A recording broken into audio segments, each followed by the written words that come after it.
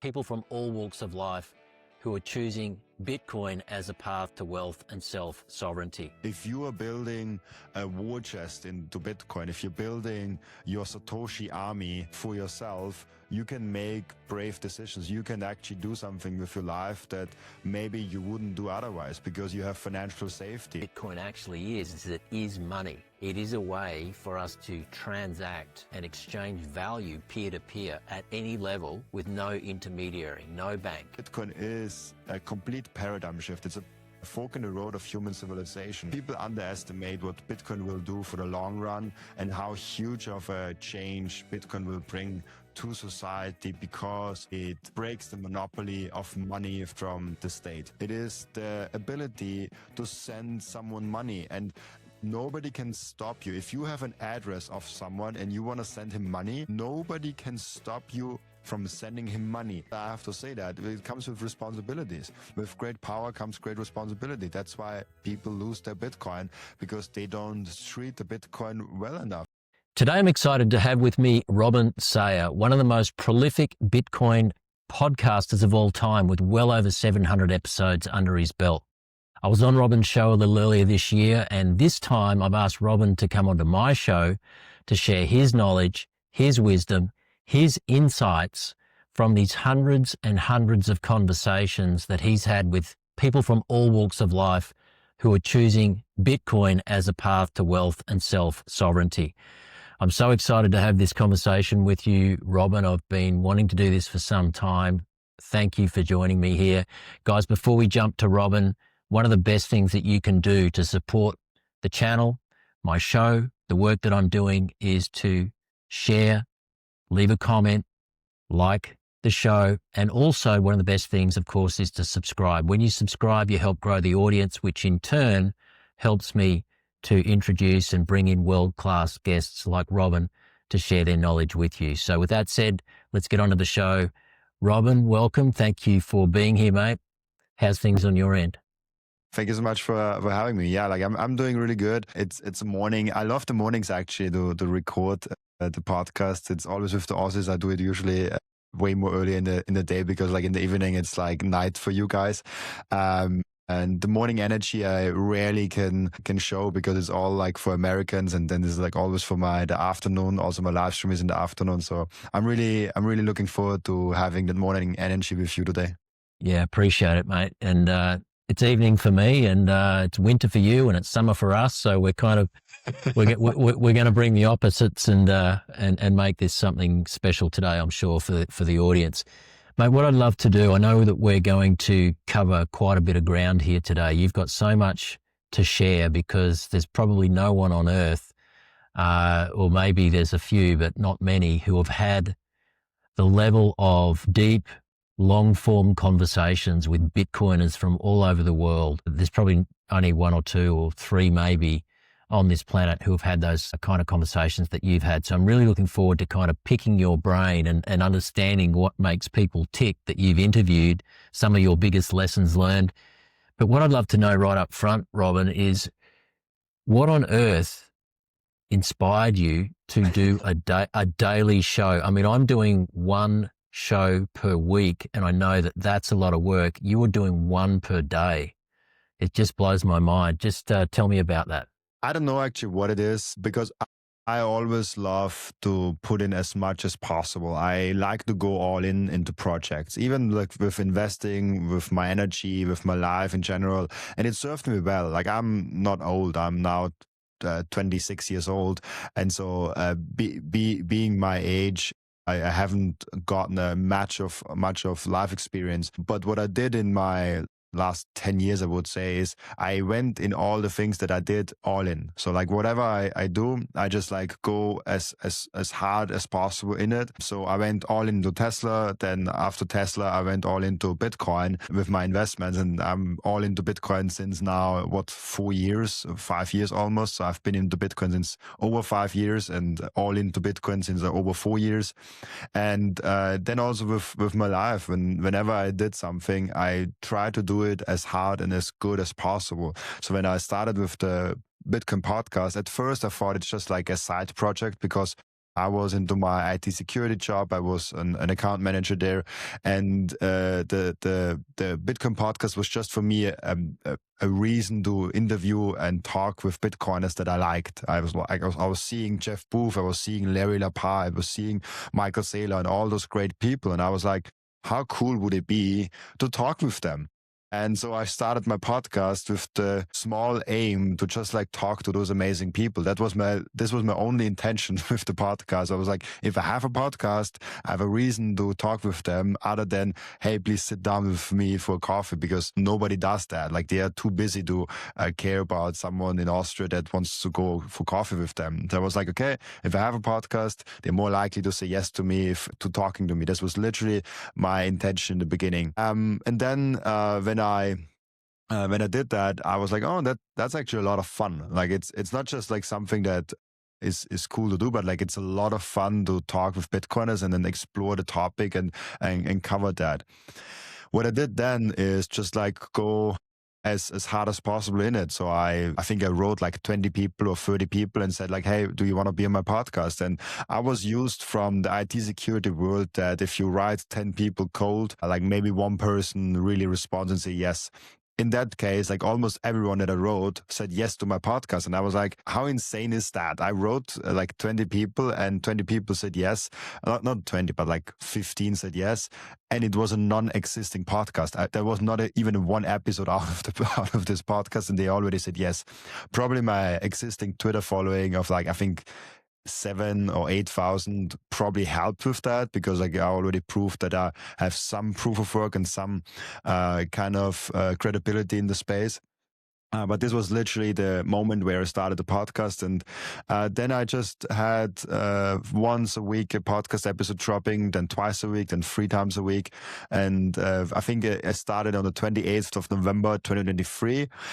And I was going with once a week at first, and then I was going with every single day in around February. So it took me like 1-2 months to ramp up the show with every single day. And then in March 2024, I quit my job because I wanted to go all in. I was like, okay, I have now basically 2 jobs. I have this account management job in IT security, and I have this podcasting thing going on. And I didn't had really income at the beginning. I had some contract with some exchange, but it was an experiment and not a real like contract for a long time or something like that. So I didn't really had any securities, but I was like, I want to do that, not that. So I have to go all in here and not do that like a little bit. This was the point for me where I just like jump into it and did it full time. And this was freaking awesome. And it ties back to Bitcoin, because I wouldn't have jumped into this Bitcoin podcast if I wouldn't have been saving since I'm like 17 years old. I've been working since I'm 16, 17 years old, and always saved almost all my income, because I lived with my parents, but I worked. And so I could save like almost everything. And this allowed me to build some buffer, build some war chest for me to actually do those decisions. And this was also tell people right now, if you are building a war chest into Bitcoin, if you're building your Satoshi army for yourself, you can make brave decisions. You can actually do something with your life that maybe you wouldn't do otherwise, because you have financial safety. If you have financial safety of like, hey, from my Bitcoin, I can live like 3 months, that's already better if you only have it for 1 month. If you have financial safety, maybe even over 1 year or 5 years, you can take very low time preference decisions. You can say, hey, I want to try this new project out, and you have 5 years of Bitcoin runway in your wallet. You should do it. Like, try it out, because like if you really convinced of something and you really want to do something and you have a runway of 5 years, Bitcoin allows you to live your life and basically get your time back. And that's what I say. Like, I wouldn't have done what I did if I wouldn't had the war chest into Bitcoin that I built from like 17 years old, and that's just like saving everything that I earn. I had a full-time account management job where I had a little bit of rent to pay, because then I moved out of my parents' home. But like, still, every single thing that I did not need, I completely put into Bitcoin. And before Bitcoin, it was Tesla, which was also served me quite well. So just putting money aside and into Bitcoin will serve you so well because you now have the independence that comes with that. And so I think the inspiration, the original question is just I was going all into everything all my life. And since I can think of, I go all into things. And then Bitcoin allowed me to follow my inspiration, I would say.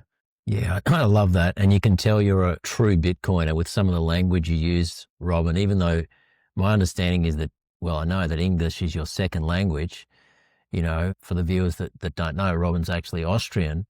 And to achieve what he's done in a widely English speaking Bitcoin world that we're in, I just find it absolutely inspirational. And I just think that we've all got to realize that if we believe in something and we're prepared to have a go and we're prepared to back ourselves, it just shows you what you can achieve. So hats off to you, Robin, for being able to do what you've done and I guess for the difference that you've made, because I know that throughout COVID, I was kind of searching for information and I ended up coming across your podcast. It must have been not long after you started. And I just watched so many incredible interviews that you hosted with just people who we would never have the opportunity to hear from, who have chosen this path, and I just think it's such an important thing for everyday people to be having these conversations, because at the end of the day, Bitcoin is a people's revolution. That's the way I see it,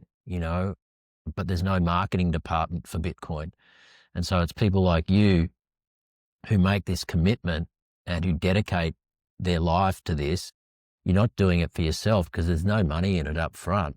You're doing it to serve. And, I can't tell you enough how much I respect what you've done, mate. I think it's just absolutely brilliant. So well done for that. And I'd love to, towards the back end of today, sort of hear about this transition that you're into. Maybe you can share with the audience before we finish up today what your next moves are. But what I'd love to know, Robin, and I'm sure the viewers will get a lot of value from this, what would you say over these 700 and however many conversations that you've had, maybe some of the biggest lessons that you've learned, and maybe not lessons for you, but things that kind of come up time and time again from people in conversations that you've had? Why have they come to Bitcoin? What is the problem that Bitcoin's solving? What would you like to share in that regard? If you're ready to become truly self-sovereign, join my Bitcoin Success Circle. This is my private mentorship community. And inside the circle, you'll get one-on-one coaching from me, access to our 6 modules of recorded training, and you'll be connected with our growing community of like-minded Bitcoiners. This is a really powerful place to be. And everybody who's joined the circle is absolutely delighted that they did. Now, when you join us inside the circle, you'll gain immediate access to our membership portal. And inside the portal, you'll find our 6 modules of recorded training. The first 3 modules I co-host with Mr. Bisha Kadira. He is COO, Chief Operating Officer at Stormrake. Second half of the training, I co-host that with Mr. Tony Yazbek. He is founder of the Bitcoin Way. So all of this is inside the program. I know you're absolutely going to love it and get tremendous value from it. With that said, I'd love for you to join me. You won't regret it. And I'll see you inside the circle. I love that question. But first, I just, because you said it, I want to address that because like sometimes people actually are confused around that topic. If you're already doing work in the fiat world, you probably earn better there than what you could earn in Bitcoin. I think Bitcoin is still pretty early and the industry is small and there are not a lot of companies that have a lot of money. So there are the exchanges that have a little bit more money. There are the miners that have a little bit more money and all of that. But if you focus on Bitcoin only, on high signal, and you're a highly skilled guy, you can probably out earn what you earn in Bitcoin just in the fiat world somewhere outside. We have huge companies with huge budgets out there. And so if you're thinking of going into Bitcoin for the money, just look out earn other people. like that's the wrong industry to be in. You have to have passion. And I think if you have passion, you maybe probably can even out earn yourself in the fiat world because you're more passionate in the Bitcoin world. But like, if you're just doing it for the money, it's probably the wrong industry to be in, at least now. This probably changes within the next 5 to 10 years, where there's a lot more money coming into the Bitcoin ecosystem and the big companies.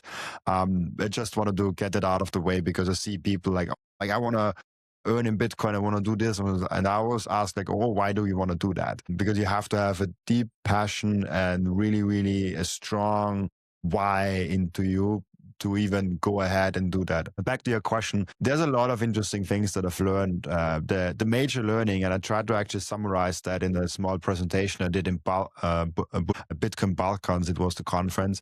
And I tried to give people the main learning that I got from all the different guests. There was, for me, one thing that stood out, that people overestimate, and with people I mean the average Joe, but also Bitcoiners itself. Even Bitcoiners that I meet today still have that in them. Completely overestimate the speed of the adoption of Bitcoin. So they think that things are actually moving faster than they are. We're seeing this now perfectly, where people are frustrated with the Bitcoin price and they think it should already been at 250 or 300,000 or like 500,000 or a million, and it is not yet there. It will come there, but like it's not yet there. So people really are always overestimating the short amount of time that could go into Bitcoin, and then they are massively underestimating the impact that Bitcoin will have. So if I have to summarize what I've learned, I think people are underestimating the full impact that Bitcoin will have on the world, but they're overestimating the speed of the adoption, which we will get there. And I'm always fascinated by how people think, oh yeah, Bitcoin will shoot up to like 250,000 in the next like 4 weeks, but I don't think it will ever go to 20 million. And I'm like, I don't think it will shoot up to 250,000 in the next 4 weeks, but I do think it will go to 20, 30 million and beyond, because like the dollar just like disappears over time. And it just depends on like how long can you wait for that price to come around. And so I've talked with so many people, and in the beginning of the podcast, I myself completely underestimated what Bitcoin really is. And I bring it down to the first principles. There are, for me, technologies in the world that are paradigm shifts, that are fork in the road. And I know those terms are now overused massively. Like, someone invents a new small product and says, oh, it's a paradigm shift. No, it's not. Like, it's probably not a paradigm shift. A paradigm shift doesn't come up that much in history. Yeah. We can point to the wheel as a paradigm shift. When we invented the wheel, this really revolutionized a lot of different things. Now, if you think about how often you use the wheel on a daily basis, it's a lot. Like, you probably drove to work with a car or a train, or maybe you flew to a conference with a plane. Maybe you did anything with an engine. Like, there's a lot of wheels or circles around us that use the power of the wheel, the protocol of the wheel. Then there is fire, there's electricity. Electricity changed a lot in the world. The internet, you can make an argument that was a paradigm shift. We can even go down to like the printing press, the steam engine, the electronic telegraph. There are certain inventions that change the course of history, some more, some less, but they definitely change something. It's like almost like a fork in the road, where if that thing wouldn't have existed, society would have progressed normally. And because of that new technology, society progressed faster in a different direction. And I think Bitcoin is a complete paradigm shift. It's a fork in the road of human civilization. And so, by definition, such a technology is always underestimated, and you can, by definition, not know what's coming after that. Think about the printing press was invented by, how's the guy called, Johannes Gutenberg, and he needed 5 years already the printing press was there, and he already kind of thought about it. But the first 5 years, he was the only guy that used it. He was the only guy that did the 180 Gutenberg Bibles. So for the first 5 years, he only printed 180 books. Now, this seems slow, but it actually was very fast at the time, because at the time the Gutenberg Bible took around 4 months to like 1 year to print it by hand, because someone actually had to write all the pages down, which I think it has like over 1,000 pages. Like, it's a huge freaking book. And so he printed 180 copies in 5 years. It was a huge turning point. But then actually slowly people saw the technology and actually saw the vision for it. In the next 15 years, it was like, no, in the next 50 years, 15 million copies were produced around Europe with the same printing press. And so I might have gotten the numbers wrong, but the numbers are huge. So like in the beginning, people don't really see it. They're like, oh yeah, like it's neat, it's nice, like it's a printing press, okay, but like what does it really change? It changed that people all of a sudden got an incentive to read, to learn how to educate themselves. It really got them a distributed knowledge for the world. It really accelerated how society progresses. It has accelerated science. It's accelerated so many other things. You can even make an argument, a lot of the things that we have now, we have because the printing press at some point was invented. And so all the other inventions came faster because knowledge spread faster. The grip that the church had on knowledge kind of got loose, because now all of a sudden everyone could print books. And so you can literally go down every single like paradigm shift in history, and you can see how huge of an impact it will have. And now we are now in the first 16 years in Bitcoin. If we think now, okay, what will Bitcoin change? We don't know. Like, it will be so fundamental that it will be very hard for us to see how huge the shift will be in Bitcoin. We're already seeing now kind of the arms race start. I made yesterday the live stream, and I kind of broke down how the nation states are getting involved. Like Texas bought, the UAE bought like 500 million, Texas bought 5 million. The USA, like they have this American Bitcoin Corporation from the sons of the president that bought now over 5,000 Bitcoin. So we have all those different anchor points that we can point to, that we have to say the nation state arm race is already here and it's completely starting now. And at the same time, the sentiment for Bitcoin is super low. People are screaming like, oh, it's bearish, like it will go down, like you should sell it now and like buy back later and all of that. And I'm like, really? Everything is pointing towards this huge revolution that we have in Bitcoin. Nobody has any clue when people will actually see it and the mainstream flips positive on it. We have 2017. 2017 wasn't on the menu list and everyone expected it. The huge bull run that we had 2017, everyone was like, wow, like what the heck just happened? And everyone talked about it. And the same thing I think we will have again. Now, I don't know if it's Samson Mao's God candle that we'll see one day and we'll wake up with like a $500,000 Bitcoin price. But I do think that Bitcoin has a tendency to surprise everyone and has a tendency to do what people don't expect them to do. So like if we expect it to hugely shoot up in 2025, it says, nah, I'll take a chill bill and like I'm a little bit more calm now. And if it then goes up drastically, it's because nobody expected it to do it. So selling Bitcoin just to buy back in later is, in my opinion, one of the stupidest ideas that you can possibly do.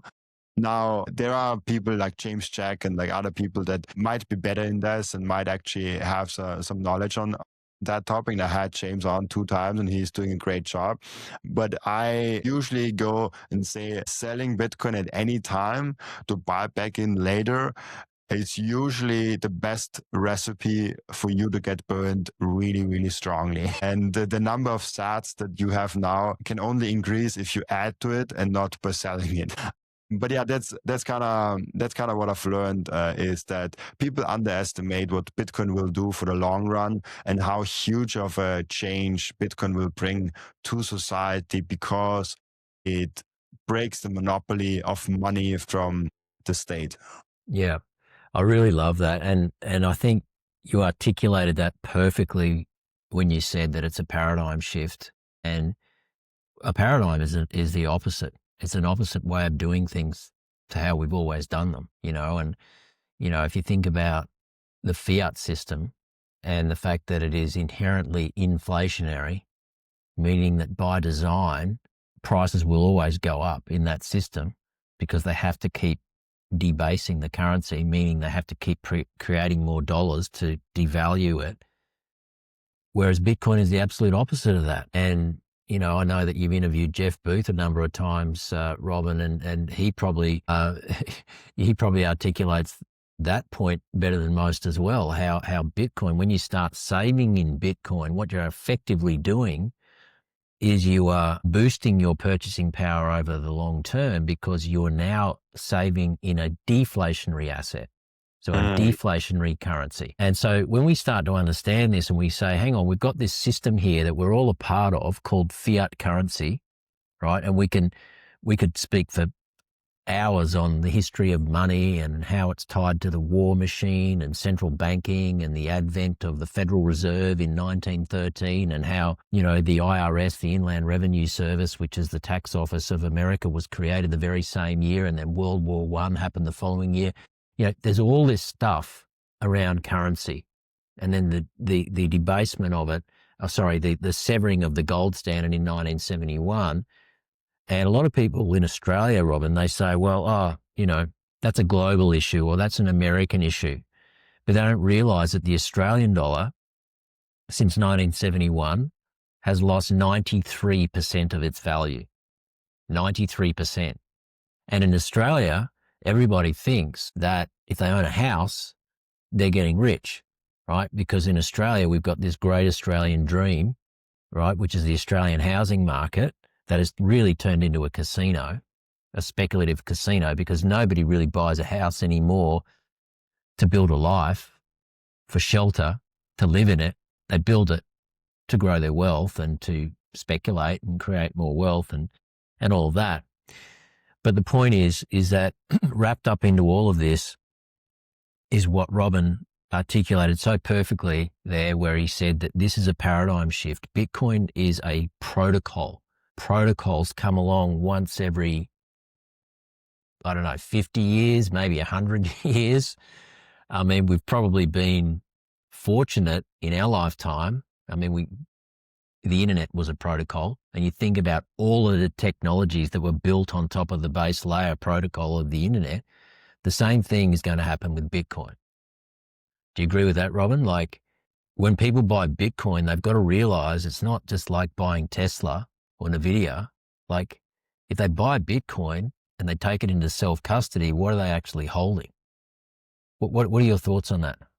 I love that because it leads me to what are the main three pillars of what you are getting with Bitcoin. And I try to distill it for everyone to think about what are you getting if you buy Bitcoin and what are you getting when you do Bitcoin. There are for me three main pillars or three main advantages that you're getting. The first one is the obvious one that everyone looks at, is the number graph technology, it's the price, it's the wealth aspect. So when you buy Bitcoin over long term, you will be financially rewarded for that. You will have the same aspect as maybe with a Tesla stock, maybe with real estate, maybe with some other assets. So you have the main pillar of the wealth aspect. So like you buy it, and over a long time horizon, you get more financial energy out of it. This is the first one that everyone looks at, which is for me almost the least interesting one. It is the one that probably gets the most people interested in Bitcoin, and also is very important when you think about the deflationary, the inflationary currencies that we live in, that do protect yourself from inflation. But then the second one is freedom. It is the ability to send someone money. And this is really interesting because nobody can stop you. If you have an address of someone and you want to send him money, nobody can stop you from sending him money. Not even the receiver. Not even the receiver can stop you from sending him money as long as you have the address of him. He can send it back to you and you cannot do anything against that. But Like nobody can ever stop you to send someone else money or to receive from someone else money. And then the second part of it is like nobody can take it away from you. You could get tortured into giving up your private keys and giving up your Bitcoin, but it's still your choice. You can choose to get tortured and probably die at some point with your Bitcoin. So it gives the leverage back to you and not to the one that tortures you, not the one that puts the gun on your head. Because all of a sudden you can say, yeah, you can kill me, but then you don't get the Bitcoin. So now if we negotiate, you get some Bitcoin. And that's the whole part of having the leverage, having the strongest asset in the world in the strongest possible form, because only you can move it, only you can control it. And this is the freedom aspect of it, which comes with, and this is, I have to say that, it comes with responsibilities. With great power comes great responsibility. That's why people lose their Bitcoin, because they don't treat the Bitcoin well enough. They don't get into self-custody well enough. They don't take help from people, or they choose the wrong systems, or they don't think well enough about the self-custody setup, what could go wrong about it. And so the freedom aspect is tricky, because you gain a great amount of power, but with that comes a massive responsibility that you can have to take serious. And some people say, hey, I don't like that. I just like buy an ETF. I just buy it on exchange. It's fair. I wouldn't do it, because that's not real Bitcoin. And you don't know if you're actually getting your Bitcoin back. I don't know if something is happening and now all of a sudden only real Bitcoin is the actual Bitcoin, and the paper Bitcoin might just vanish. We've seen it multiple times with Celsius, with FTX and Mt. Gox, where people did get some money back, but not all of it, and got diluted a lot. So like, it's, if you don't hold it yourself, I showed yesterday in a live stream an interesting video with Jim Cramer saying, hey, I don't trust Bitcoin because I don't trust the direct deposit banks of Bitcoin. And I'm like, yeah, you shouldn't trust them. You shouldn't trust, like, I think Strike and Relay and Bull Bitcoin, there's like all very trustworthy Bitcoin only exchanges, but I would never trust them with my Bitcoin. I mean, Bull Bitcoin and Relay, you cannot even trust because you're self-custodial. But like, for example, Strike, you shouldn't trust them. You just use them as an on and off ramp, and that's it. And so you don't have to even trust them. And so this is the second aspect of the three aspects of Bitcoin that you can gain. It's the freedom aspect, that you can save in Bitcoin. Nobody can take it away from you. You can transact in Bitcoin. Nobody can stop you from that. And the third aspect for me is the culture and the mindset aspect. It's something that is overlooked a lot. If you are ingraining yourself into the Bitcoin ecosystem, into the conferences, in the meetups, in all the different things you can do, even like listening to podcasts, being involved in the Bitcoin Twitter ecosystem, being on Nostr, being in all those different communities, this will give you a very deep insight in like how people think, how people interact in Bitcoin, and how the culture is going. And this is an overlooked aspect, because the first two, I think most people are aware of. Yeah, like you get wealthy from it, you get the freedom aspect from it. But if you actually incorporate yourself in the Bitcoin community deeper, you get the benefits of having friends that are also into Bitcoin, having the context and the network that is also in Bitcoin, getting the mindset and the vibe and the energy from those people is really, really, really, how should I say it? It's life changing. For me, when you listen to my first like 5 episodes of the podcast versus the last 5 episodes of the podcast, it's night and days, because I learned so much from all the guests. I've learned so much from all the people that are into Bitcoin, about life philosophy, and so many other things outside of Bitcoin itself. And so when you come back to what does really matter in Bitcoin, those are the 3 things that I always point to, what you're getting when you are integrating yourself in the Bitcoin ecosystem and you buy and adopt Bitcoin and Bitcoin standard. Now, there's one more thing that I just like want to emphasize, is to use Bitcoin as money is really, really shifting your mindset towards what Bitcoin actually is. And now I know, especially if you have a fiat income, it most likely does not make sense for you to spend your Bitcoin, because then you have to then you have to pay the exchange fee from fiat to Bitcoin, and then from Bitcoin back to fiat. And like, you have a lot of exchange fees, you have a lot of things in there, and it doesn't make sense. But especially if you slowly start earning into Bitcoin, and then slowly those Bitcoin that you earn maybe also spend directly, you notice, hey, I have a cash flow into Bitcoin and I have a cash flow out of Bitcoin, and it never touches any bank.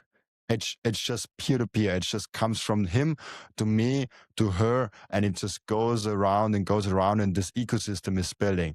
This is really, really, really cool. And if you get to that point where you slowly start earning some part of your salary or some part of your income in Bitcoin, and slowly start spending some part of your expenses in Bitcoin, this is a real game changer for me. That's kind of like a fourth part of like not just hodling Bitcoin, but actually using Bitcoin is a huge part. But I'm aware, especially if you have fiat income, it's harder to do, and it's probably better for you to just like put those fiat income into Bitcoin, hodl it there, and use the rest of it, the remaining of it, to cover your expenses. Yeah. Yeah. And because I guess you've been essentially earning Bitcoin for the last, couple of years, is that right? And then you're having to convert into fiat and that kind of a thing. I guess for the average listener who's not at that stage yet, or it's not part of their career or their business or whatever at this particular stage, but I think we have to realize that we're in the midst of a transition here. What's true now is not going to be how things are in, 3 to 5 years from now. I mean, we just saw that Jack Dorsey's company, Square, they just rolled out 4 million plus merchants in the US for Bitcoin payments just in the last, few weeks. And we know that there's big fast food chains in America that are starting to offer Bitcoin. I think the most well-known one is Steak and Shake. I think they serve 100 million customers each year. And so you can see, I've seen these little shorts of people going to the checkout to buy their burger and fries, and they can pay in debit card, credit card, or cash, or sats, or in Bitcoin. And, there's people using their little Lightning wallet, and they're paying for their burger and fries in Bitcoin. So we've got to believe the next phase of where we're at, we're going to transition from this store of value narrative, which has been deeply embedded in the Bitcoin community for the past, probably 5 years, since, particularly I would say since the Michael Saylor era. Never sell your Bitcoin, it's digital gold, it's multi-generational wealth, it's pristine collateral, never sell your Bitcoin. But you've also got to challenge that in the sense that when you read Satoshi's white paper from, when was it, October 2008, 1 month after the global financial crisis, what is the first line? It says peer-to-peer electronic cash. And so we have to keep remembering that at its core, as Robin is saying there, guys, is that what Bitcoin actually is it is money. It is a way for us to transact and exchange value peer-to-peer at any level with no intermediary, no bank. And that is a very, very, very powerful revolution that I believe over the next few years, for those of us who are holding Bitcoin and who are furthering our knowledge and our education in Bitcoin, and we're continuing to stack Bitcoin, it's only a matter of time before you're going to be able to set yourself up as a Bitcoin merchant, right? If you have a cafe or a barber shop or a mechanic or an electrician, you'll be able to offer your customers the opportunity to pay you in Satoshis. And guess what? You're probably going to want to be paid in Satoshis. Why? Because the dollars that you're earning are going to be being debased so quickly that you're going to want to store your company treasury, however small it may be, in a store of value that can't be debased, that can't be inflated. And so people are going to say, hey, I'm in business, I'm a consultant, I'm a barber, I'm whatever. I want my company treasury to be storing its reserves in Satoshis, in Bitcoin. And I just think that we're not that far away, Robin. And when you see these big companies like Square, and it becomes very public, and I know Australia, we're a little bit, far behind with this stuff, but I think as it starts to be imposed globally in America and around the world, it's only a matter of time. 100%. It is slowly becoming a reality, and I think we are very early. Like we are the forefront of the Bitcoin revolution, and it's not that we are starting to use Bitcoin as a media exchange right away. It needs some time. It needs time to actually get evolved and get deeper into the ecosystem, to get more merchants on top of it. More people are getting paid in Bitcoin. Then the more people that get paid in Bitcoin, the more people can actually spend Bitcoin. We are still in the middle of the store of value phase of Bitcoin, but it's important for us to be the forefront of the revolution and to push it further and push it harder than the mainstream is. The mainstream will come when it comes, but like we have to make sure the technology is there. We have to make sure everything is in place for it to actually work and make sense. Yeah. So the infrastructure, is that what you're referring Yeah, to? On top of the network. Yeah, like we have to build out the infrastructure, because I don't think we are yet at a level where we could have 8 billion people on top of Bitcoin. I think we need some time to develop all the things, to develop the ecosystem, the apps, the services, the infrastructure that is living on top of Bitcoin and using and leveraging Bitcoin in a way so you can actually use it every single day as a currency. And so that's why, if you think about, but nobody does it yet. Yeah, we have to keep pushing the boundaries, and we have to start using it in a way it makes sense for the merchants, in a way it makes sense for the people that spend it. So we are already testing the network. It's almost like, there is an app launch that will completely revolutionize the payment network in like 10 years. And now you're getting invited to be an early alpha, beta tester of that network. We are now those testers of the network that are pushing the boundaries and giving the network feedback of saying like, hey, we should have this and we should have that, and we need this technology and we need this functionality also to work in a good way, because the fiat monetary system is huge and built out a lot of features that Bitcoin not yet has, like direct deposits and all the different features, like recurring payments that you can just like say, hey, I want you to just like get my money off my Bitcoin account every single month, so I don't have to every single time like transact and give you the money directly. So it's a convenience thing. There's a lot of different features that are getting built out now that we absolutely 100% need into the Bitcoin ecosystem for it to be a global currency. And we are just like very early to that trend. But if you're early to the trend, you reap the rewards of being early, of seeing everything before everyone else. It's like knowing that you're already working on the internet in 1995 and seeing how everything shakes out. And you are before Google came on the market, before Facebook was huge, before YouTube was there. You're already there. Yeah. I agree with that 100%. And look, in 1999, I think we were right in the middle of the .com boom, and there were all these .coms, pet.com and house.com, and Amazon was starting to sort of have awareness out there. But, the prospect back then of actually getting out your credit card and putting it into a website to buy something online, at the time, Amazon was just about books, right? But it was a scary prospect. Like, it was something that just made no sense, and communication. I mean, we were still sending faxes in business. We weren't yet adopting email and those kinds of things. But you look how far we've come in the last, 20, 25 years.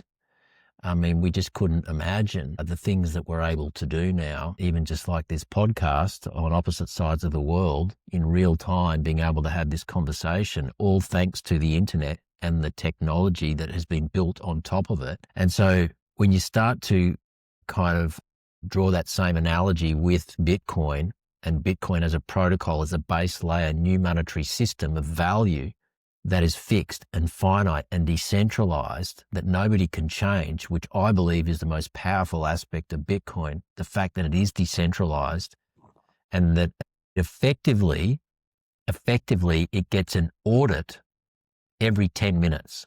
Effectively, it's audited every 10 minutes. It's a global monetary network that is audited not once a year, not once a month, not once a day, every 10 minutes. Like, that is mind blowing, which basically means that nobody can rug pull you. Nobody can create more Bitcoin.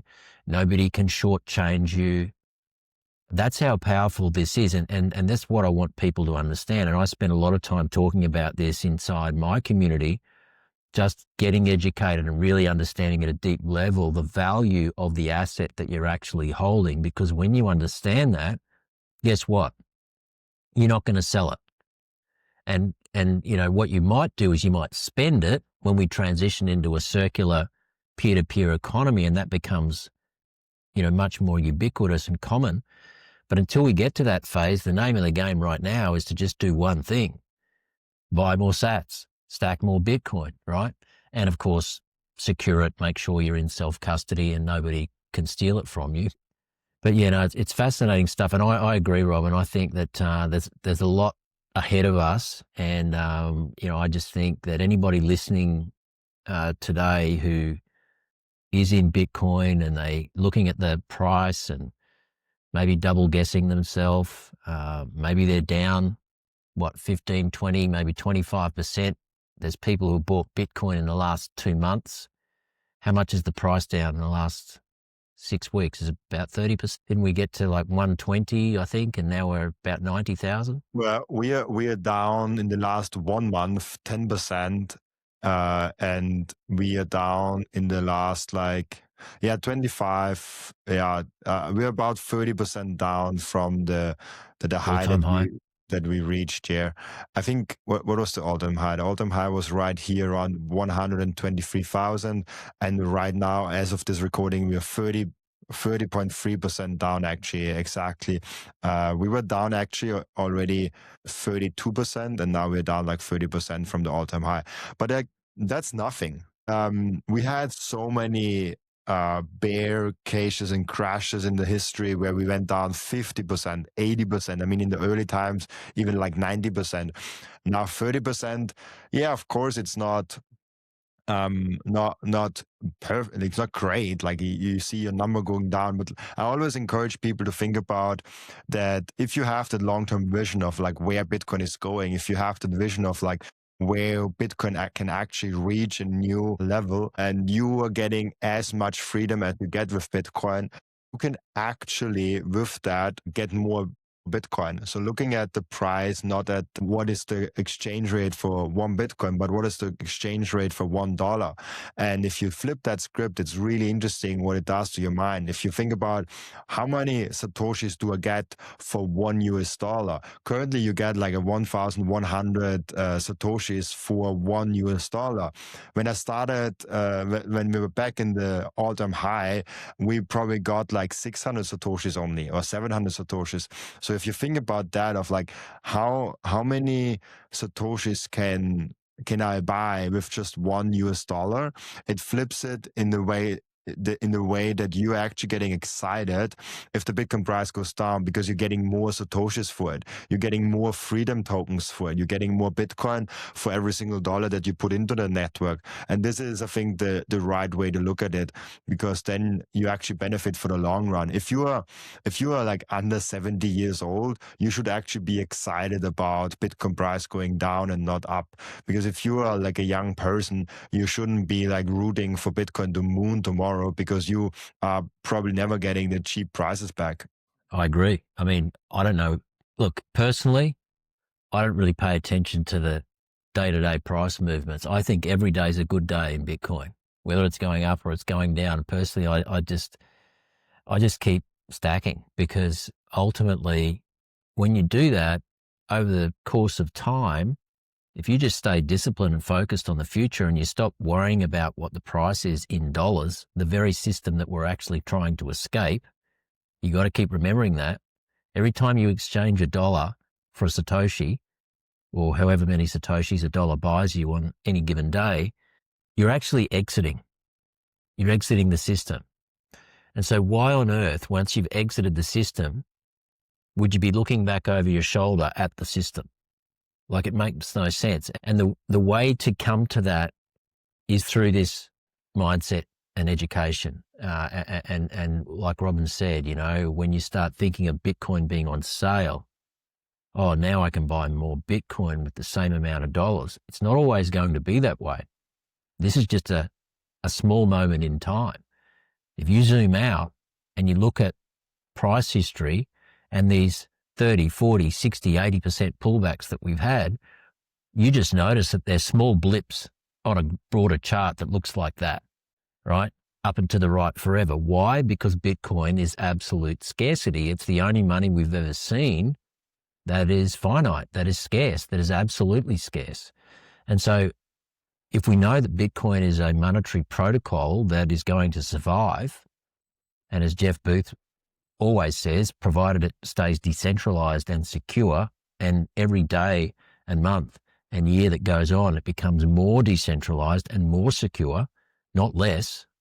So if that's the case, and we know that governments are going to keep printing money and central banks, then Bitcoin's price in dollars is always going to look like that when you zoom out, because scarcity and something that's infinite, the scarce thing's always going to absorb the infinite thing in terms of value. So all of this stuff, I think, is really important, particularly for newcomers, for people who have been here maybe less than one cycle. Would you say, Robin? If you've been here less than one cycle, and you get a little uptight with the price and the day-to-day price, have I made a mistake? Or my wife wants to kill me, because our investment is down 30%. What do you say to people who are thinking like that, Robin? When you get into Bitcoin, and I always tell this to like friends and families that like want to get involved in Bitcoin, you have to think in getting to at least 2 cycles. I think 2 cycles is a nice kind of time frame because it's not too far away. People can think of like 8 years. It's a long time frame, but like it's not too far away. You can actually like imagine that, okay, it's like 4 years and another 4 years, like 8 years is kind of a nice time frame. I think you should only start really varying, like if you think about the 8-year moves, if you pick out any 8-year period in Bitcoin, you're doing fantastically well. And I'm not even there yet. I'm now, since around, I think, June or May, I don't know exactly the month, 2020, I came into Bitcoin. So I'm now, 5.5 years maybe soon into Bitcoin, something like that. So I'm not even yet there at the 2 cycles. I made now more than 1 cycle. I've lived through the 2021 high and 2022 low, which was brutal, going from 70K to like 15K. Like that crash was brutal, but you have to go through that. And I always pitch it like that. If you want to achieve great things in life, you will get knocked down beforehand. Think about every single Superman or like hero movie that you ever seen. The main character, the hero of the story, he always starts out and he has some small problems, but then he gets stronger and stronger, and all of a sudden he completely gets knocked down by his strongest opponent and he completely crashes down. And then only then he's allowed to succeed and be the hero of the story. And I see that pattern actually a lot in life, where you're not measured by how well you're doing. You're measured by how well you recover from things, how well you can actually like fight back. And fighting back in Bitcoin, as stupid as it sounds, it's just hodling. Like you're buying Bitcoin and DCAing in for 8 years and doing nothing will be the most profitable thing that you can possibly do in the next 8 years, which sounds crazy. But if you think about it, every single time in Bitcoin, Knut Svanholm was previously on my podcast, and he made that great story of like how he got his mother involved in the Bitcoin and himself also involved in the Bitcoin. And his mother never did anything with the Bitcoin, just left it there. And he just said, like, she has more Bitcoin now than me because she never did anything. She never used it. She never spent it. She's just like, buying Bitcoin and just keeping it there is the most profitable thing that you can possibly do. The best thing that can happen to you is you are losing the access to your Bitcoin and you regain the access to your Bitcoin in 8 years. And if you think about it, you can even time lock that. You can actually make it that it actually is like that. I wouldn't recommend it because maybe you need it for an emergency or something. But 8 years is the perfect time frame where you can see in that time frame in the future, but at the same time you will gain massive success with that time, and you will have major downturns, you will have major crashes along the way, but you will also have massive success. I mean, I do think the Bitcoin changed a little bit. I think we are now in a new era of Bitcoin where nation states are getting involved, where huge corporations are getting involved, where institutions and pension funds are getting involved in Bitcoin. And what they are doing is basically dampening the Bitcoin price. So if it goes up massively, they might diversify into other things. They might even have rules of like, hey, if Bitcoin allocation gets over 10% of our portfolio, we have to take some profits. Or hey, if Bitcoin goes under 5% of our portfolio, we have to buy back in. And so having those institutions involved means that the Bitcoin price just moves in a different pace and just moves in a little bit of a dampened volatility space. So it will not be as volatile as it was back in like 5 years ago, which could still break down. Like my theory that like Bitcoin stays less volatile now could still break down if we have massive inflation in our currency systems. So I always say if we have consistent inflation and we stay consistent with the inflation in the fiat system, we actually see less volatility in Bitcoin. But if we see more inflation and, for example, one of the G3 nation currency like the euro or the dollar being completely inflationary, we might actually hit that like suddenly moment that Parker Lewis is talking about, or that massive volatility spike. If you see, for example, the gold price in the 1930s, where the inflation hit, gold price was not just like going up like crazy. Gold price was like very volatile and going up in not in a straight line, but going up like down, up, crashing and going up again, because inflation is a hyperinflation situation is very volatile. And so obviously Bitcoin will also be volatile. So outside of that situation, I see actually Bitcoin changing and being less volatile. But back to the point, no matter what is happening, if you hold Bitcoin for 8+ years, you will be very, very fine. I always say like you should aim for Bitcoin to hold it for all of your life. I have a Bitcoin stack that I said I would never want to touch in the whole of my life. This is just something that I accumulated while I was young, while I had the chance to it. And this is I will never touch ever again, hopefully. And I'll just play with the Bitcoin that I get now every single month. And I build out the portfolio and do things with that. Having the mindset of like, this is money. My mom has an interesting mindset around Bitcoin because she kind of understands it, but she mostly buys it because she trusts me and she wants to support me also. She's just the best mom you can possibly have. And she always says when she buys Bitcoin, for her, it's like, oh, it's just like a vacation money. I just put it there and I do as it would have been already gone. Like it's like money that I don't have. And she has that strategy now since like, I don't know, like 1-2 years. And she has been accumulating. I'm like, wow, like you're actually getting money now in the Bitcoin ecosystem. You're slowly getting there. And she's like, no, that's not my money. It's just like, it's the vacation money. And she has that mindset that this is the money that she doesn't even have, and so she doesn't even want to touch it. And this is, I think, a very with such a volatile asset. If you're not used to that because maybe you have been used to that by stock investing, maybe you have been an entrepreneur, maybe you have been in high volatile situations before. If you're not used to that, you imagining like, I'm not going on this vacation. I just like buy Bitcoin with that, and like I treat it as such, and the money is gone. And if something turns out great in 8 years, it's amazing. If not, then not. I think this could be a helpful mindset for people.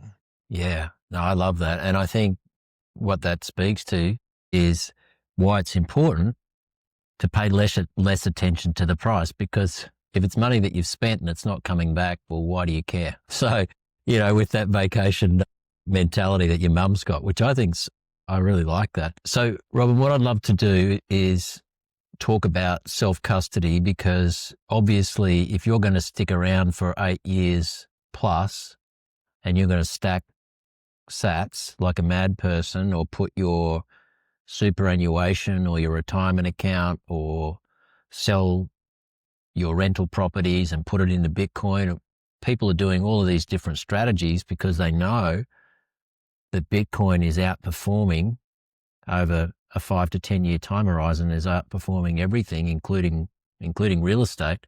And so they're going, well, I want to put this capital, these savings into Bitcoin. But the next question becomes, how do I secure it? How do I store it? And I actually think that this is why self-custody is so important, not just because in Bitcoin we have an opportunity to be our own bank, to be the, as Tony from the Bitcoin Way often says, to be the head of security of our own financial life. And that sounds like a big responsibility, but it's also an extremely liberating and potentially crucial responsibility that we're going to need in this changing world that we're in, with digital IDs and CBDCs, central bank digital currencies, and all that potentially coming. But the question becomes, how do I secure my Bitcoin in a way that I can sleep soundly at night and know that I'm not going to lose it? And so how do you think about Bitcoin self-custody, and all the different products out there? Because there's multi-sig, there's collaborative custody, you can leave it with an exchange. What do you think about all that? I love that question. And at the same time, I hate it because I think self-custody is extremely, extremely important, but it is something very individualized. So for example, if you are someone that doesn't have any technology, any like you can barely handle a computer, probably need a different setup from someone that is very tech savvy and can handle Linux and can handle the different operating systems and can really go deeper on it. And so it really depends on the person, because the first thing we want to eliminate is making a user error, you want to not lose a Bitcoin. And there's two ways to lose your Bitcoin. The one way is you building a maze that you cannot find the key back in. So you are losing the access to your Bitcoin yourself, or you're getting hacked, or you're getting scammed into giving up your Bitcoin. Against those two things, we kind of have to protect ourselves. And the first thing is probably even the more important thing. It's more likely that you actually lose your Bitcoin in a self-custody setup because you made some error, you made some mistake, or you forgot your passphrase, or you did not get in your multisig setup, you don't remember the descriptors, and you don't know how to add it back together. There are a lot of mistakes you can do with multisig and with having Bitcoin self-custody that you should really study it hard. And so if you currently do not have self-custody, I recommend always get self-custody, but don't put everything right there. Just build some self-custody and slowly test it out. And also make sure you can handle the things that you want to handle. If you never handled Linux, if you never handled that operating system, then stay with the operating system that you're good at.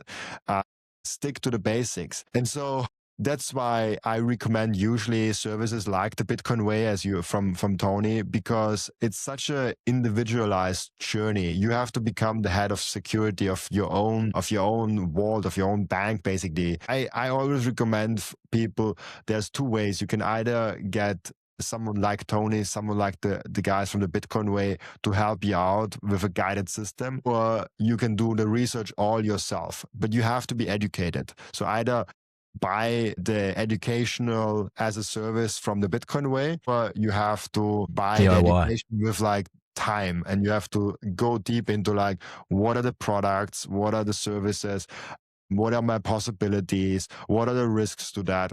And how I would generally advise you is think about your self-custody setup and then really think hard what could possibly go wrong.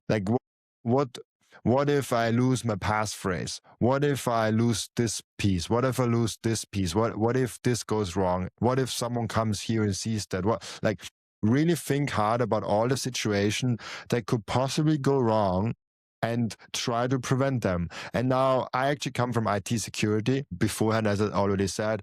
And in IT security, there is never a 100% safe system. There's always this one small, tiny percent that could possibly go wrong.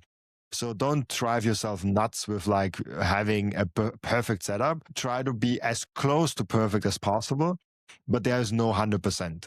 Security, there, Elon Musk said that recently in an interview, and I loved it so much coming from IT security. There is no, it's a secure system or it's an insecure system.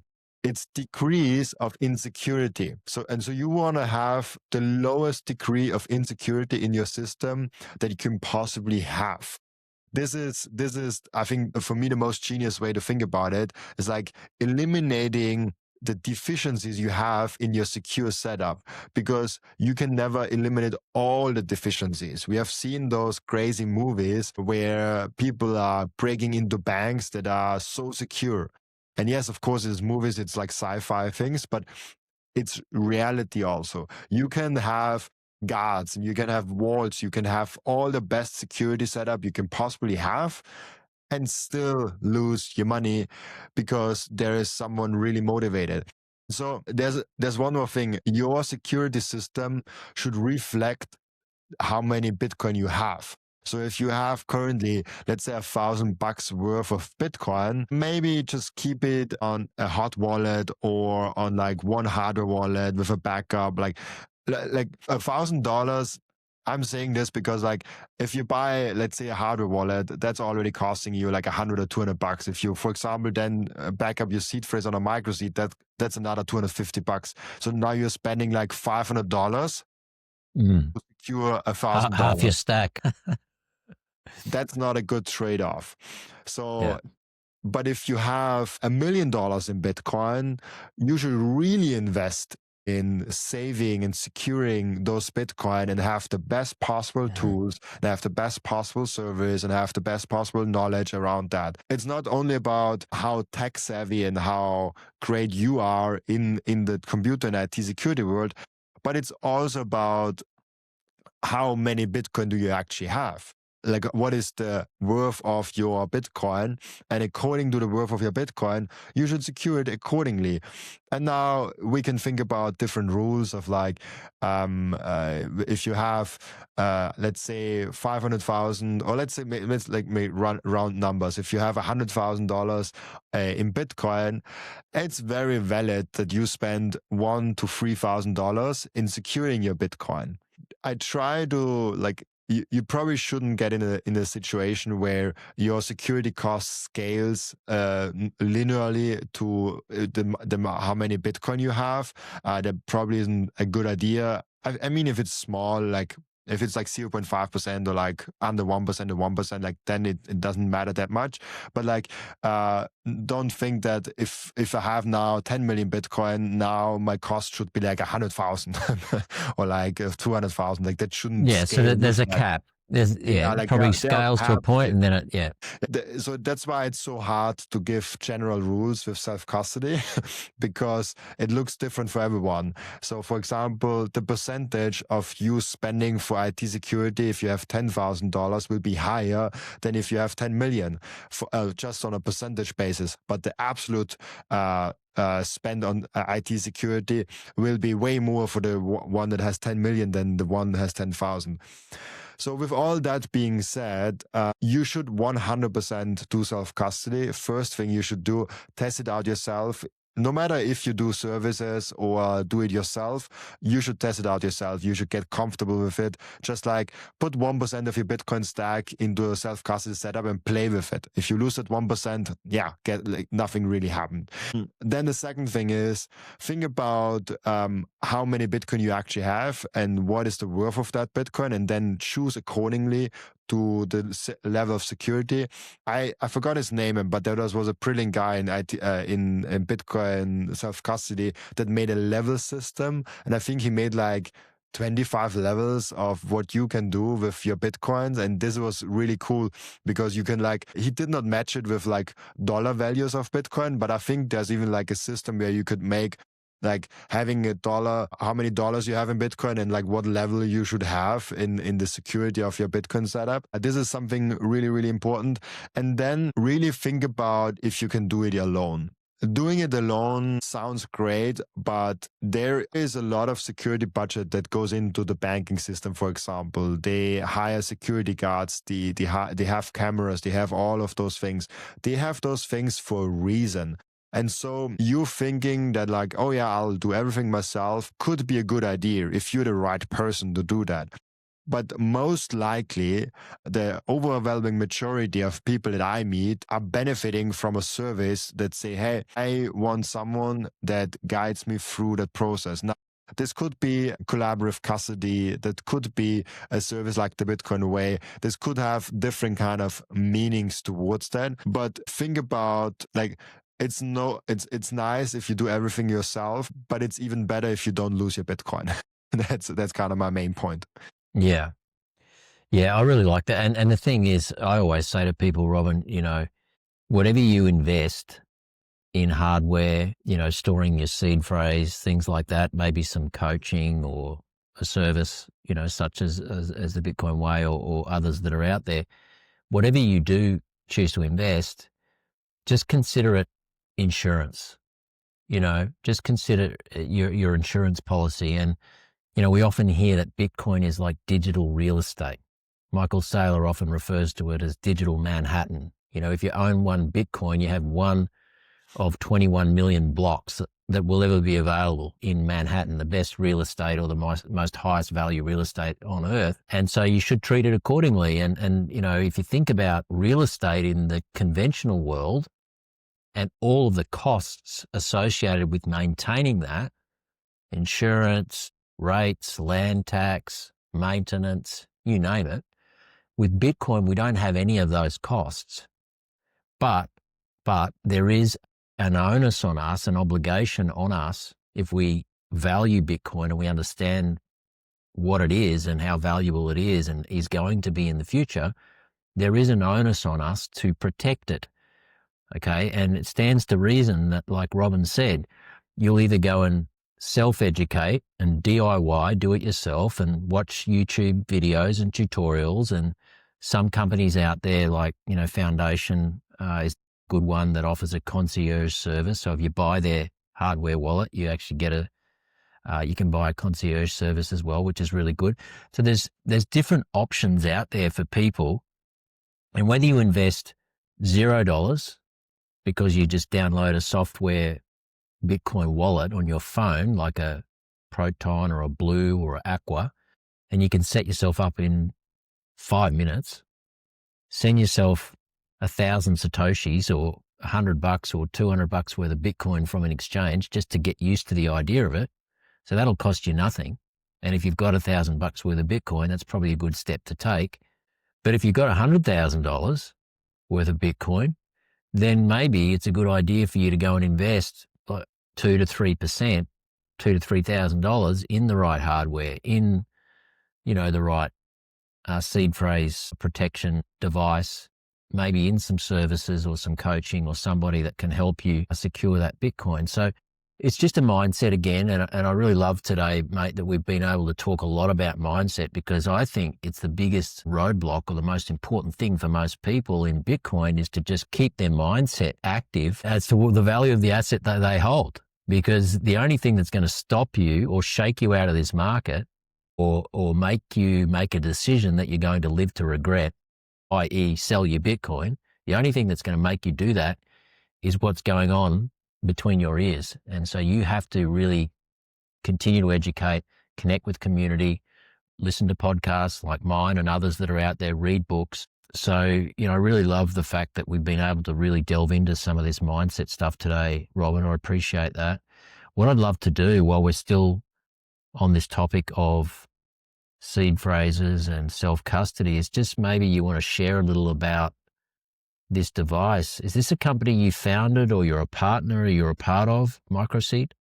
I actually co-founded. It's a whole new project for me. It's the first time I'm actually building a product in the Bitcoin ecosystem. Before, I only built basically a media. Now, for the first time ever, I co-founded a company, and I'm a co-owner of Microseed. This is, for the people that haven't seen it, it's like that device. It is, in my opinion, the best possible way to store your seed phrase in the long run. It is more expensive in if you have only one seed phrase to store in for the first time.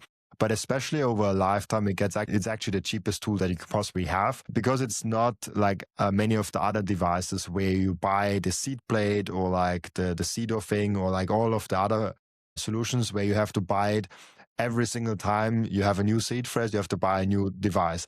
This is, I think, the only, or maybe like one of the only devices that I know of that you buy the device and you can stamp as many seeds as possible. Now, just like really quickly how it works, it has this like jig on it, and you can rotate that. And there is like a washer that you can put in there.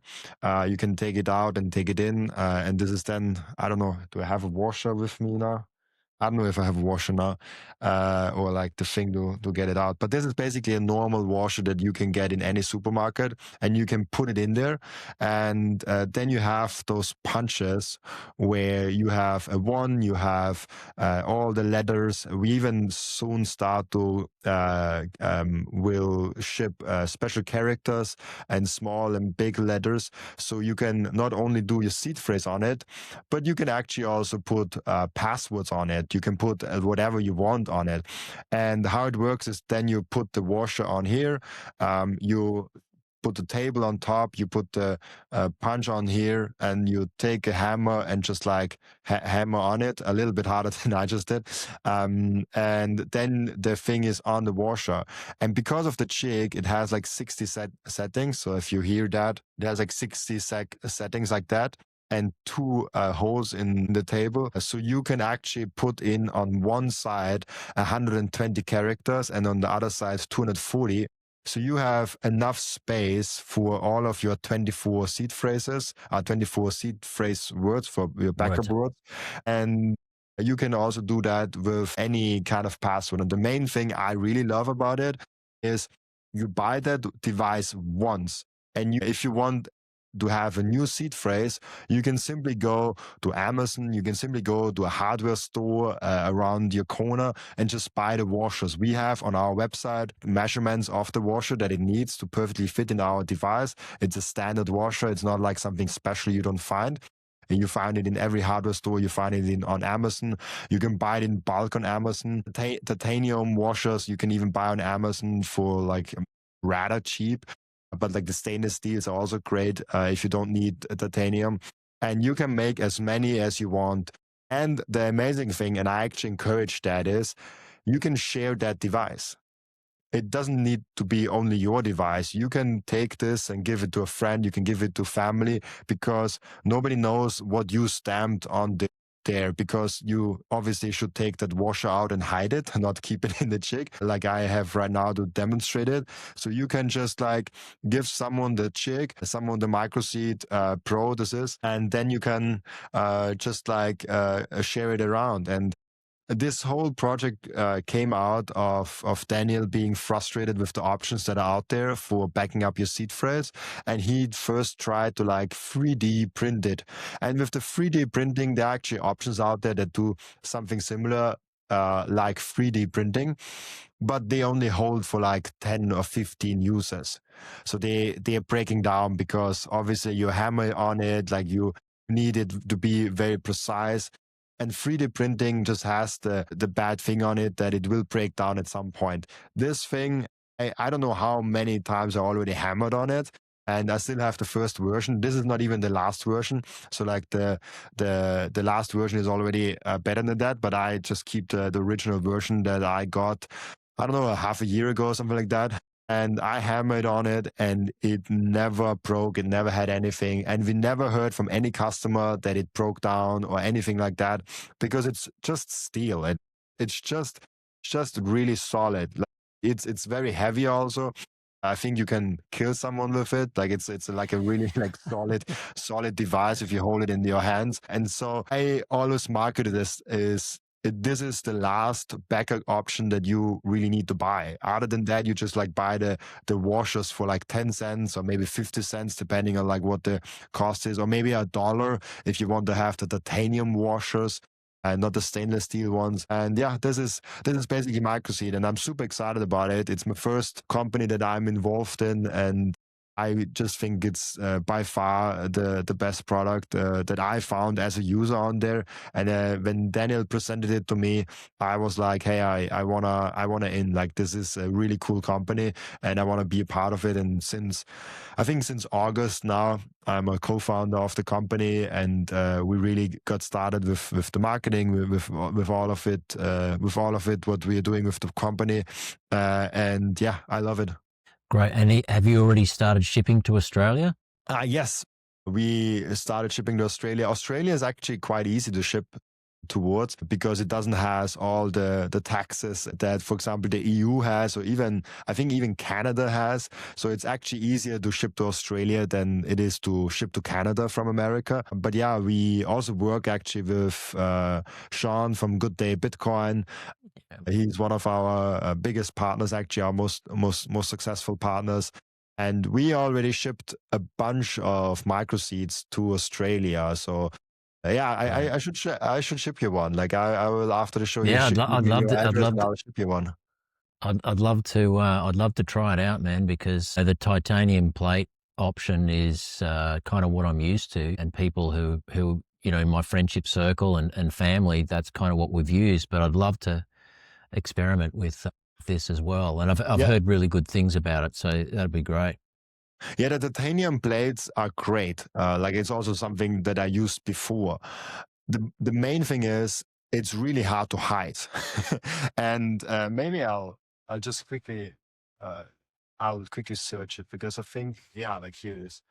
Uh, this is the washer. Like you see that like Mm. it's very small. Like if you compare it to my hand, like I have a tall hand obviously, but like if you compare it to my hand, like it's super small. You can hide that thing everywhere, and it's impossible. Like if you think about all the different kind of small hiding places you have, like you can get your fridge out of your thing and put it on the fridge in the Yeah. back end, on like chairs, on like tables. You can put it in the wall in something small and nobody ever finds it. You can do 3D printing around the washer to hide it somewhere really nicely. It's fascinating how many more hiding spaces you all of a sudden have because you no longer have that like blade, like they're bigger and Yeah. smaller blades because you have such a small washer. And one more thing that we are doing, it's less known. We are doing also nylon washers. Now, nylon washers are really cool if you want to go over borders because if you have it on nylon, the airport security people actually cannot read it. So if you have a nylon washer into the airport security thing, like they don't see what's actually on there. And you can actually just like put the nylon washer on your shirt or something. Like you can actually like probably exchange the nylon washer for like a button like here. Nobody will ever notice. It is not recognized, and you can not rely on your brain because like if you have like a memory thing that you have to go over borders, like there's some risks to it for you, like hitting your head or something like that. Yeah. So this is like a nice, interesting way to actually go over borders with your Bitcoin seed phrase on you, and nobody will ever notice that at all. Yeah. And so what you're saying, Robin, is on that washer, you have the ability to put 24 words, 12 on each side. Oh yes, you can actually put more than 12 words on one side. It depends on how lucky you are, how long the words are, because Okay. obviously, like, so if you're very unlucky and you keep all the long words in your seed phrase, you still will be able to get all the 24 words on one washer. I Okay. tested it out recently with a friend of mine. He had, I think, 18 words on one side and the rest of the words on the other side.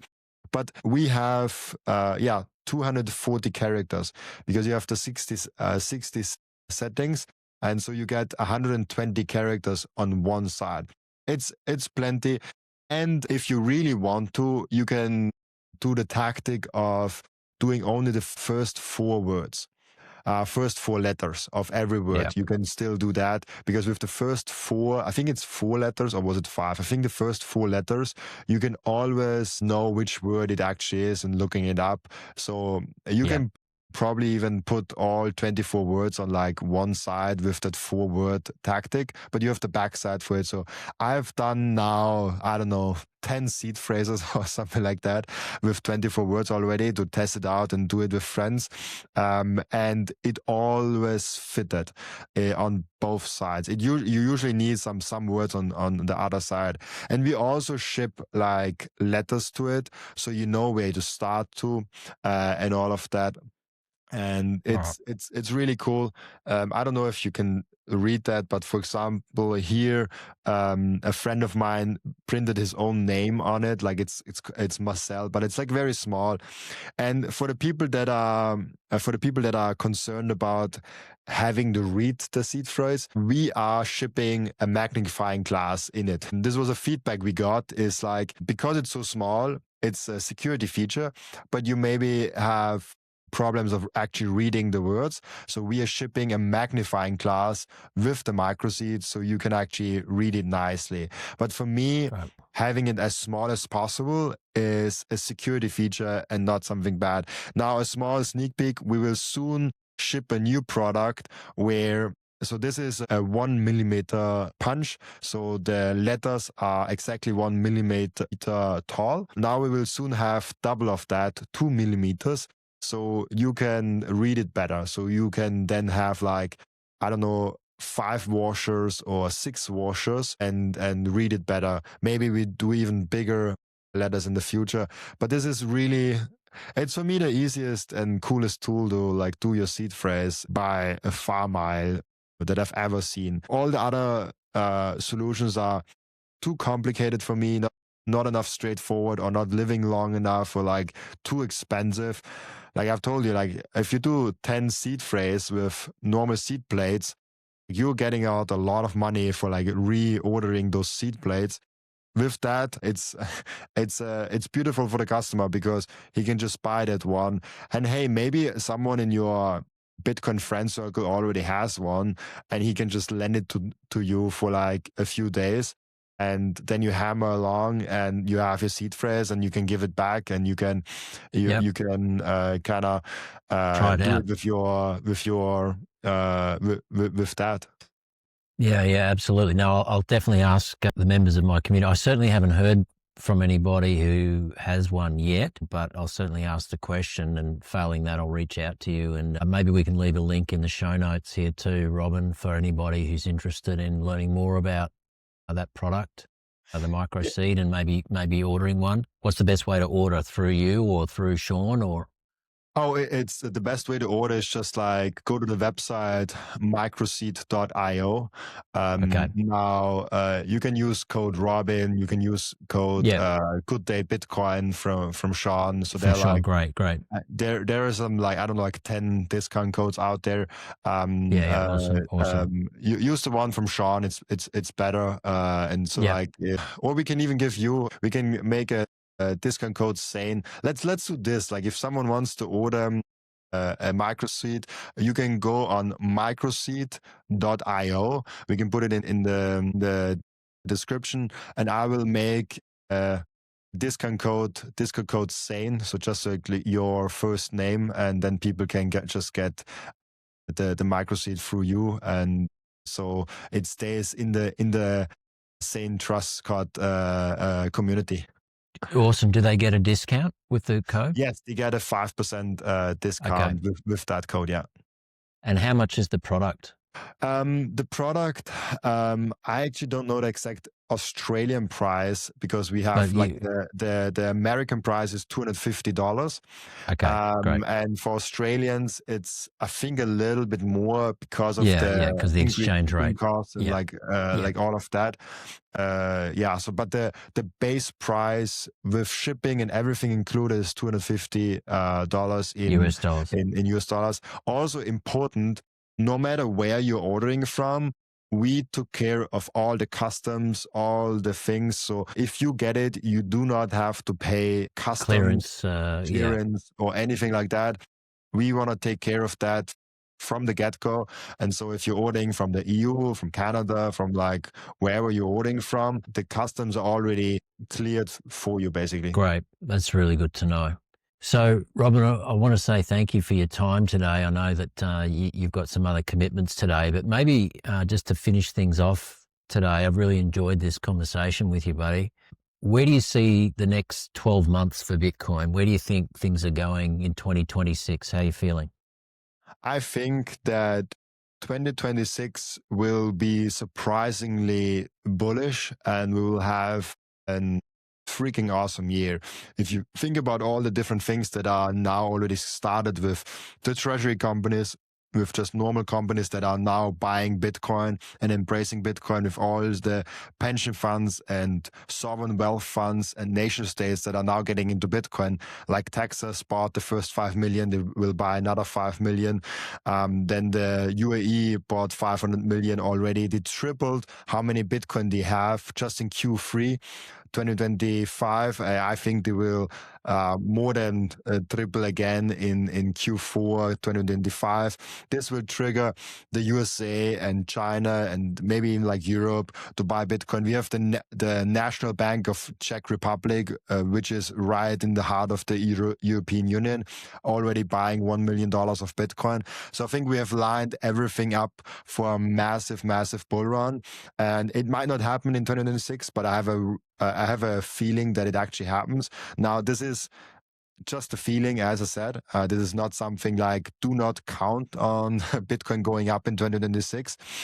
Because as I said before, hold it for 8, 10 plus years. But I have a very bullish feeling for 2026. And I think 2026 will be one legendary year for Bitcoin, where the 4-year cycle will break down completely and where the mainstream will wake up to the idea of Bitcoin. We also have now a lot of mainstream people.